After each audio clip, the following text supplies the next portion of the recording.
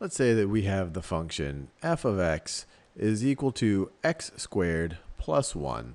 And what we want to do is we want to figure out the average value of our function f on the interval, on the closed interval between 0 and, let's say, between 0 and 3. And I encourage you to pause this video, and especially if you've seen the other videos on introducing the idea of the average value of a function, figure out what this is. What is the average value of our function f over this interval? So I'm assuming you've had a go at it. Let's just visualize what's going on, and then we can actually find the average. So that's my y-axis. This is my x-axis. Now over the interval between 0 and 3, so let's say that this is 0, this is 1, 2, 3. It's a closed interval. When x is 0, f of 0 is going to be 1.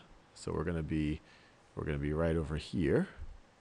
F of 1 is 2. So it's going to be, so it's 1, 2, 3. Actually, let me make my scale a little bit smaller on that. I have to go all the way up to 10. So this is going to be 10. This is going to be 5. And then 1, 2, 3. Actually, this is the hardest part, is making this even. So let's see, this is going to be in the middle. Pretty good. And then let's see, in the middle, and then we have that. No, good enough. All right. So we're going to be there. We're going to be there. I have obviously different scales for x and y axes. 2 squared plus 1 is 5. 3 squared plus 1 is 10. 3 squared plus 1 is 10. So it's going to look something like this. This is what our function is going to look like. So that's the graph of y is equal to f of x. And we care about the average value on the interval, closed interval between 0 and 3. Between 0 and 3.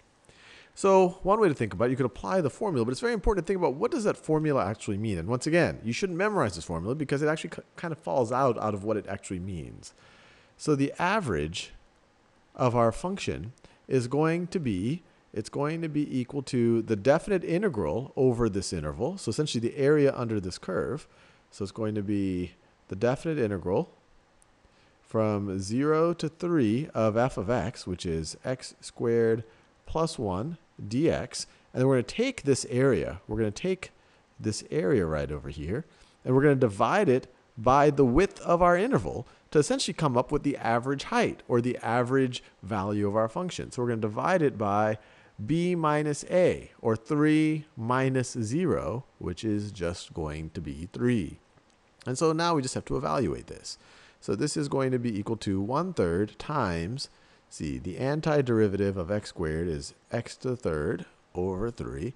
Antiderivative of 1 is x. And we're going to evaluate it from 0 to 3.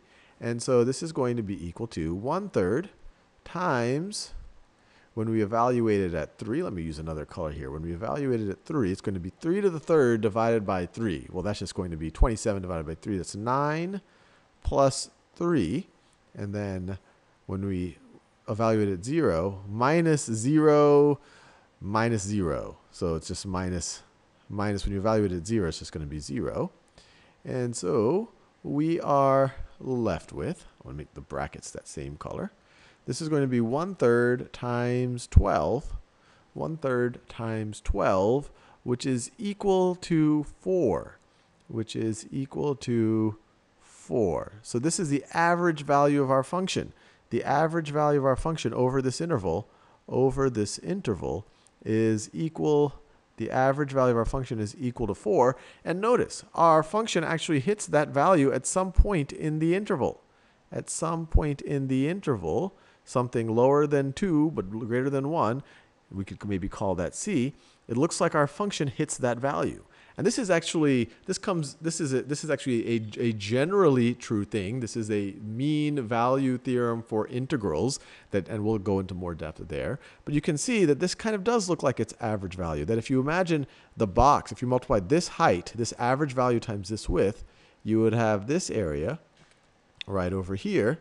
And this area right over here is the same, this area that I'm highlighting in yellow right over here, is the same as the area under the curve, because we have the average height times the width is the same thing as the area under the curve. So anyway, hopefully you found that interesting.